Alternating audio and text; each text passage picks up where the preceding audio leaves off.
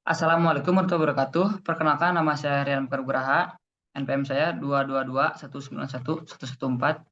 Di sini saya akan mempresentasikan hasil PowerPoint saya tentang perkembangan peserta didik.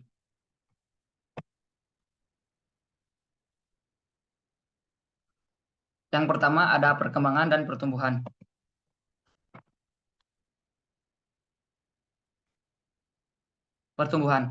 Pertumbuhan yaitu suatu proses perubahan atau volume masa tumbuh pada makhluk hidup yang bersifat kuantitatif yang bisa diukur dan dihitung dengan angka.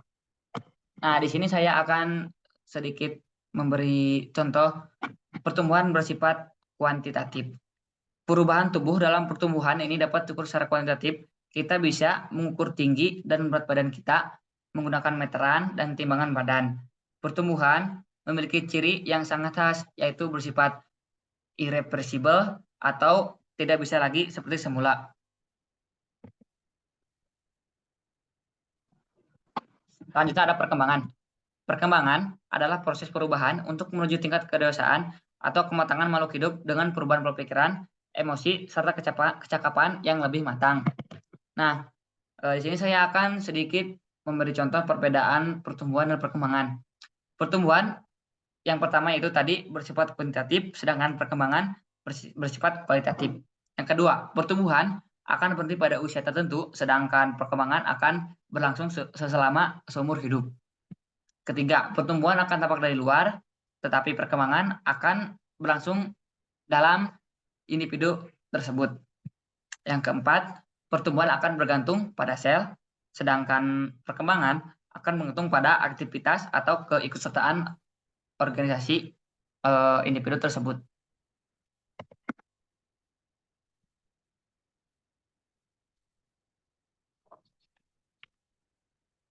Nah, di sini ada fungsi perkembangan.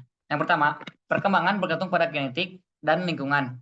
Apa sih yang dimaksud dengan tersebut?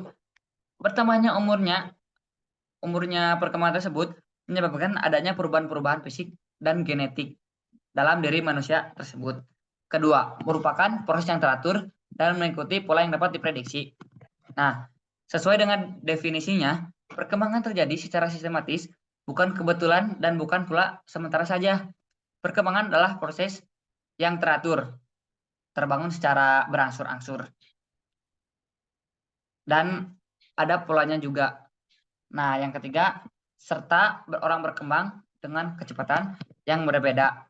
Nah, meskipun secara umum pola perkembangan dapat diprediksi atau ditebak berdasarkan usia seseorang, kecepatan seseorang untuk mencapai tahapan perkembangan tentu tidak selalu sama.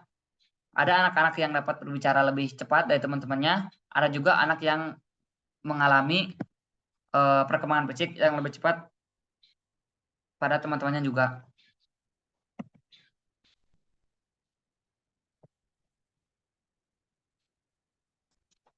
Nah, selanjutnya ada faktor pertumbuhan dan perkembangan. Yang pertama ada nutrisi. Nutrisi sangat baik bagi tubuh kita. Nutrisi yang sehat, yang bagus, dapat membantu pertumbuhan dan perkembangan kita lebih sehat, lebih produktif, lebih terjaga lah gitu. Karena kalau kita makannya tidak 5 sehat 4 sempurna, 4 sehat 5 sempurna, maka makanan yang masuk ke tubuh kita jelek, maka sangat mempengaruhi faktor pertumbuhan dan perkembangan kita juga akan lebih terhambat, akan kurangnya misalkan daya tahan apa gimana gitu. Nah, yang kedua ada kondisi psikologis. Nah, kondisi psikologis ini juga pikiran kita kalau kita mempunyai motivasi diri yang bagus, kepercayaan diri yang bagus, pikiran kita sehat, maka perkembangan dan pertumbuhan kita juga kan lebih sehat, lebih harmonis lah gitu. Kalau kita tidak mempunyai motivasi diri, kepercayaan diri, maka pertumbuhan dan perkembangan kita akan lebih gimana ya? Akan terhambat lah gitu. Lebih lebih jelek lah gitu dilihatnya atau gimana. Nah, yang ketiga ada faktor lingkungan. Lingkungan sekitar tumbuh kembang anak juga sangat apa ya, mempunyai peran penting dalam pertumbuhan perkembangan anak usia tersebut. Anak yang dibesarkan di dalam lingkungan yang vibesnya positif, maka ia pun cenderung akan memiliki karakter yang sangat positif. Demikian pula sebaliknya, kalau dia lingkungannya yang buruk, lingkungannya berandalan lah atau sering tawuran, maka dia pun juga akan ikut-ikut tawuran lah gitu. Dan itu juga sangat mempengaruhi faktor dan perkembangan mereka tersebut. Itu sebabnya sangat penting untuk menciptakan lingkungan yang lebih positif di sekitar mereka tersebut. Dan yang keempat ada faktor biologis. Apa sih faktor biologis? Faktor biologis adalah faktor yang hadir saat anak dilahirkan atau setelahnya. Contoh faktor biologis yang positif adalah perkembangan refleks tubuh. Perkembangan refleks tubuh anak itu menarik dan menghela napas, genetik seperti tinggi badan, warna rambut, dan mata anak. Juga dalam faktor biologis mempunyai hal yang negatif, tidak juga selalu memberikan yang positif. Misalnya, genetik yang cacat dapat menyebabkan pertumbuhan yang sangat tidak normal bagi anak tersebut. Dan yang terakhir adalah aktivitas fisik. Nah, ini aktivitas fisik sangat mempengaruhi pertumbuhan dan perkembangan. Fisik kita juga harus dijaga, kesehatan kita harus dijaga. Kalau kita bisa menjaga aktivitas fisik kita dengan baik, sehat, maka pertumbuhan dan perkembangan juga kita akan lebih baik, kuat, dan sehat. Sebaliknya, kalau kita aktivitas fisiknya kurang, rebahan terus, maka pertumbuhan dan perkembangan kita akan terhambat gitu, karena kurangnya aktivitas fisik.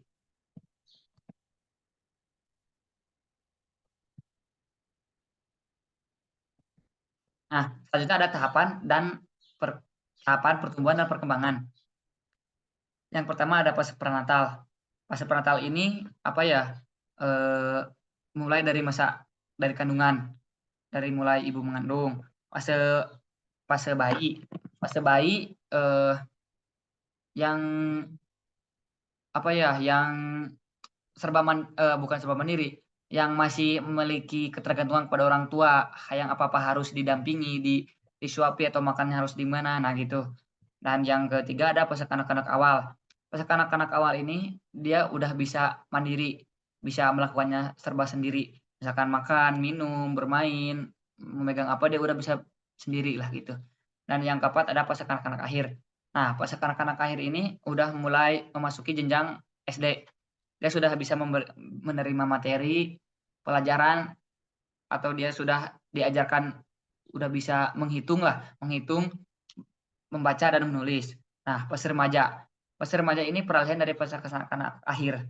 Fase remaja ini misalnya seperti SMP lah gitu, SMP yang mau ke SMA. Nah, yang keenam ada fase dewasa muda. Fase dewasa muda ini sudah sudah dipaksakan untuk kita antara memilih karir, masuk perguruan tinggi ataupun kerja. Dan yang ketujuh ada fase dewasa tengah. Fase dewasa tengah ini dia sudah mempunyai tanggung jawab lah. Dia harus membiayai keluarganya, membiayai anaknya, memberi makan istrinya. Dia jadi tulang punggung keluarga lah intinya gitu. Dan yang terakhir ada fase lansia. Fase lansia ini fase terakhir dalam kehidupan manusia. Nah, fase lansia ini aktivitas juga mulai berkurang. Dia tidak bisa melakukan aktivitas yang berat-berat, makanya juga harus didampingi oleh keluarganya ataupun anak-anaknya juga. Nah, sebelum ke judul selanjutnya, di sini saya akan memberikan sebuah video menjelaskan tentang fase prenatal.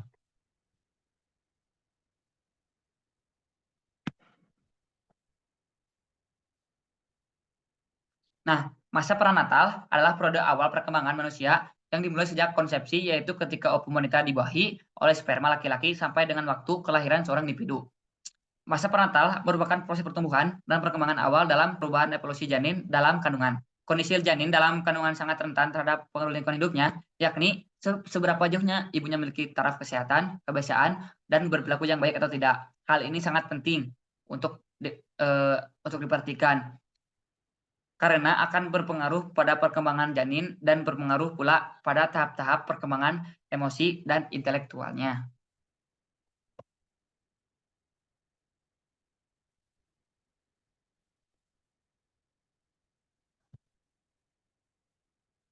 Pubertas pada remaja. Nah, pubertas adalah waktu kita semua organ utama dalam sistem tubuh tubuh kita menjadi sangat matang. Pada akhir pubertas, seorang remaja sudah matang secara seksual dan reproduktif.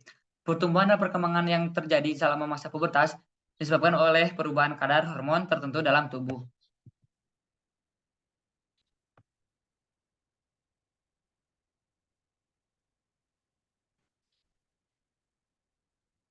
Nah, proses-proses pelakuan remaja saat masa pubertas. Yang pertama ada perubahan fisik. Perubahan fisik pada remaja terjadi karena pertumbuhan fisik termasuk pertumbuhan organ reproduksi menuju kematangan. Perubahan ini dapat dilihat dari tanda-tanda seks primer dan sekunder. Tanda-tanda seks primer yakni berhubungan langsung dengan organ seks seperti haid atau mimpi basah. Sementara tanda-tanda seks sekunder pada remaja laki-laki, contohnya apa ya? Perubahan suara, tumbuhnya jakun, apa ya tuh tumbuhnya bulu bulu apa bulu kemaluan gitu. Sedangkan kepada wanita yaitu seperti payudara membesar, pinggul melebar, dan tumbuhnya rambut di ketiak. Yang selanjutnya ada perubahan emosionalitas.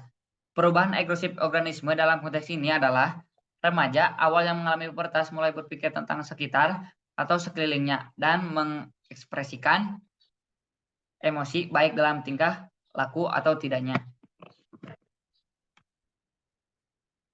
Yang ketiga ada perubahan kognitif. Proses tumbuhnya kemampuan mereka dalam berpikir dan bernalar tergantung pada usianya. Karena pertumbuhan masing-masing anak berbeda.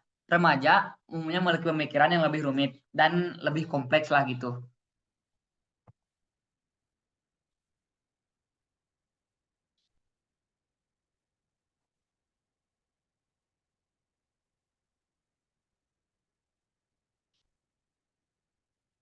Selanjutnya yaitu adalah mengatasi masalah pada pubertas.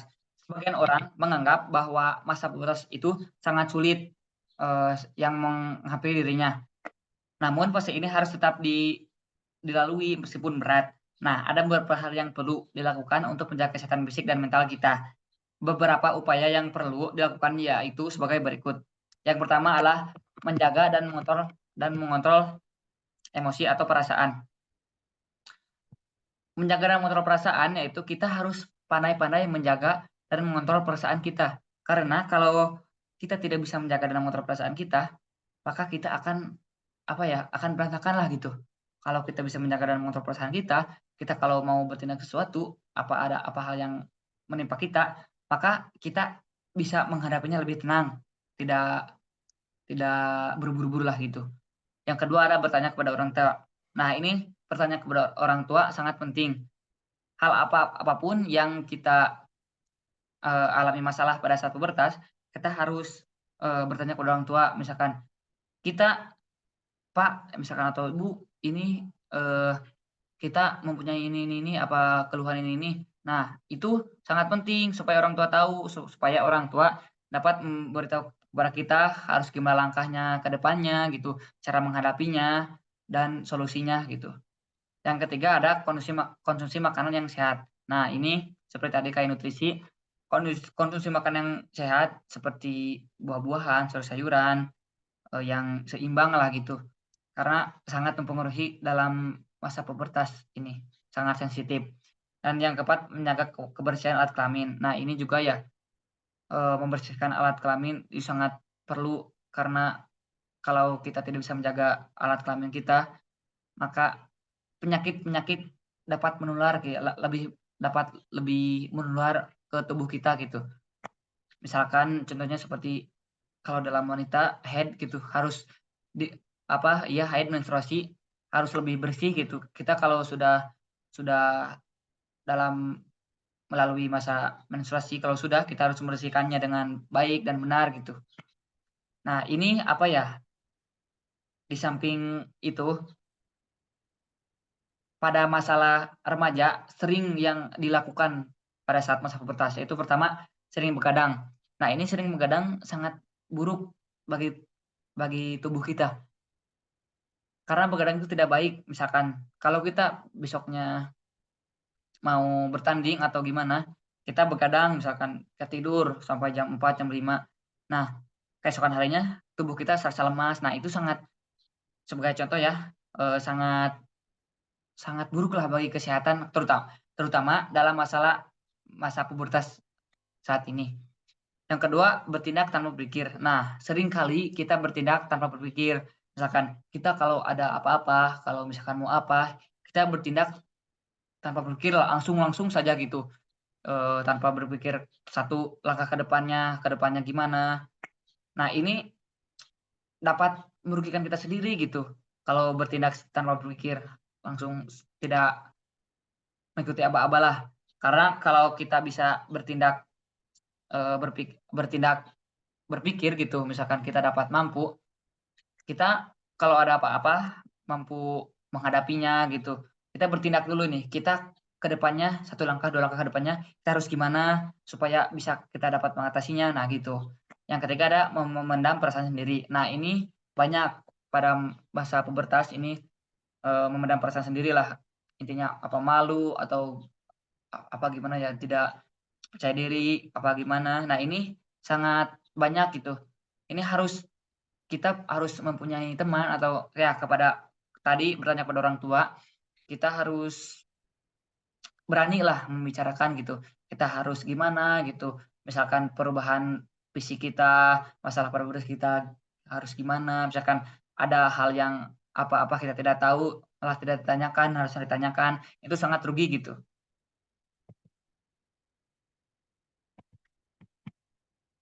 Selanjutnya Selanjutnya ada kenakan remaja.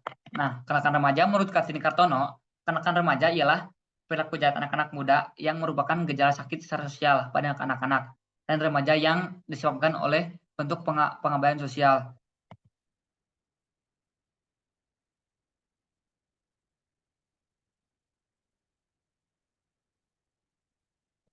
Apa sih penyebab kenakan remaja? Apa sih faktor penyebabnya? Yang pertama itu ada faktor internal. Faktor internal mempunyai contohnya seperti krisis identitas, kontrol diri yang lemah, kurangnya motivasi diri. Nah, krisis identitas ini seringlah gitu, kita tidak tahu identitas kita sendiri, keluarga kita sendiri, jadi kita terbawa oleh yang lainnya gitu. Kontrol diri yang lemah. Nah, ini kita tidak mampu mengontrol diri kita. Kita misalkan ada yang mengajak apa apa gimana misalkan kalau ada orang yang ini ribut, kita malah ikut-ikutan karena kita tidak bisa mengontrol diri gitu. Dan yang ketiga ada kurangnya motivasi diri. Nah ini, kurangnya motivasi diri. Misalkan kita tidak mempunyai motivasi diri untuk berbenah ke depannya, kita bagaimana ke depannya. Nah ini sangat penting gitu. Kurangnya motivasi diri itu sangat buruk bagi eh, pada kenakan remaja gitu. Dan yang terakhir itu ada faktor eksternal. Yang pertama ada percayaan orang tua. Nah ini percayaan orang tua seringkali menjadi masalah lah di daerah kita gitu, terutama pada hal anak-anak atau remaja, karena jadi korban gitu. Orang tua kita pisah, maka ke anaknya malah menjadi korban. Misalkan dia melampiaskan, terus jadi dendam lah bagaimana gitu. Nah, selanjutnya ada lingkungan yang buruk. Nah, ini kayak tadi faktor lingkungan sangat mempengaruhi. Nah, ini lingkungan yang buruk juga dapat mampu menyebabkan kelangkaan remaja tersebut.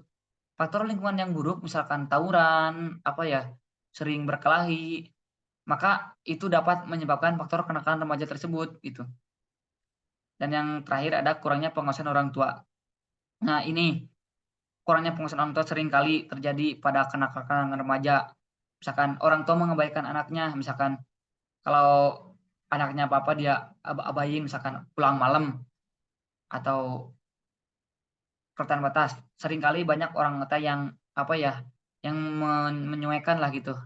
Ah, terserah dia sendirilah. Nah, ini sebetulnya tidak boleh gitu. Kita harus apa ya, harus mengawasi anak, memberi amanat, apa perintah, apa apa gitu. Nah, ini sangat penting gitu dalam penyebab gerakan remaja.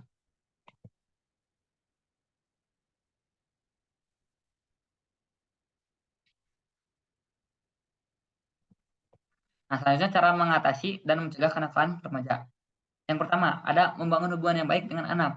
Nah, ini kita harus membangun hubungan yang baik dengan anak tersebut, kita harus apa ya, mempunyai apa ya, pertemanan yang baik pada dia, supaya kita dapat, lebih dekat dengannya, dapat memberikan nasihat-nasihat gitu.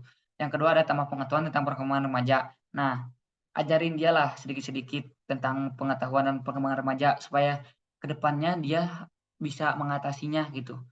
Yang ketiga, jadilah orang tua yang suportif dan selalu ada bagi anak dan remaja. Nah, ini sangat penting peran orang tua harus harus suportif, selalu ada buat bagi mereka, menampung keluhan mereka, gimana, supaya kita dapat memahami karakter, remaja tersebut. Yang keempat, ajarkan dia tanggung jawab. Nah, ini, ajarkan dia tanggung jawab, misalkan dia kalau berbuat sesuatu atau melakukan sesuatu, beritahu dia, ajarkan dia untuk mempertanggungjawabkan hasil dia tersebut. Jangan dia, kabur atau gimana gitu, tidak bertanggung jawab atas yang dia lakukan.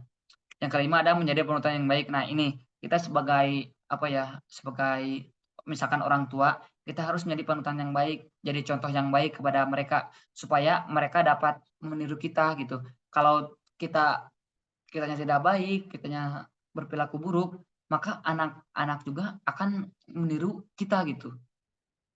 Dan yang terakhir adalah pandai memilih lingkungan dan memilih teman. Beritahu dia agar dapat memilih lingkungan yang baik dan memilih teman yang baik.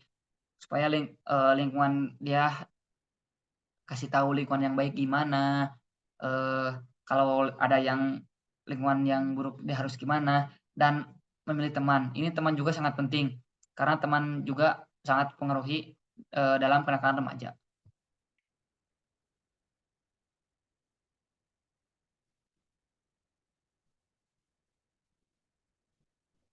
Sekian presentasi dari saya. Maaf jika ada salah kata atau salah menaruh rasa, seperti hubungan kamu dengan dia yang selesai tanpa pernah dimulai. Ada hujan, ada petir, petir menyambar di rumah si ratu. Terima kasih yang sudah hadir. Wassalamualaikum warahmatullahi wabarakatuh. Terima kasih.